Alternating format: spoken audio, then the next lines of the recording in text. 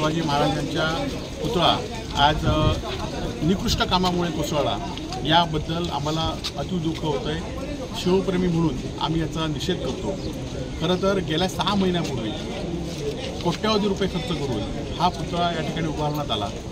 आणि त्यावेळी इथल्या स्थानिक लोकांनी सुद्धा त्यावेळी पुतळ्याच्या कामासंदर्भात तक्रारी केल्या होत्या, वृत्तपत्रात सुद्धा आल्या होत्या, परंतु त्याकडे पद्धतशीरपणे दुर्लक्ष केलं गेलं आणि जे विरोध करतायत ते आपल्या विरोधात असा त्यांनी समज करून घेतला। परंतु आपण म्हटलं की पाठीमागे 400 वर्षापूर्वी छत्रपती शिवाजी महाराजांचा किल्ल्याचा एकही चिरा ढासळला नाही, परंतु 6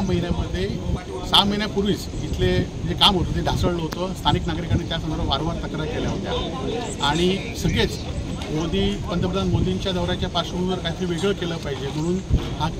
पुतळा या ठिकाणी करण्यात आला। परंतु त्यावेळीच्या निकृष्ट बांधकामामुळे आता खरं तर सरकार आपली भूमिका हे दुसऱ्यावर ढकलतील, वायुसेनेकडे पुतळा आहे म्हणून सांगतील किंवा या छत्रपती शिवाजी महाराजांचं महाराष्ट्र सरकारने ह्याच्यासाठी खर्च केलेला आहे आणि त्यामुळे दोषींवर गुन्हे नोंद झाले पाहिजेत। नाहीतर शिवप्रेमी म्हणून आम्ही तीव्र असं आंदोलन संपूर्ण जिल्ह्यातच नव्हे तर महाराष्ट्रभर आम्ही करणार आहोत आणि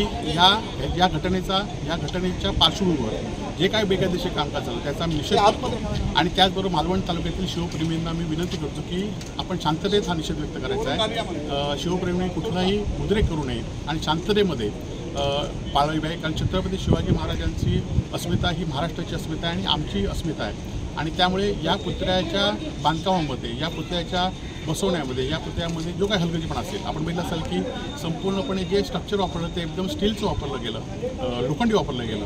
ते 6 महिन्यात वर्षभरातच खरं तर गंजतं आणि या सगळ्या कामाचा भ्रष्टाचार झाला आहे की याची चौकशीला सरकारने वेगळी समिती नेमली पाहिजे, नाहीतर आम्ही शिवप्रेमी म्हणून तीव्र आंदोलन करू।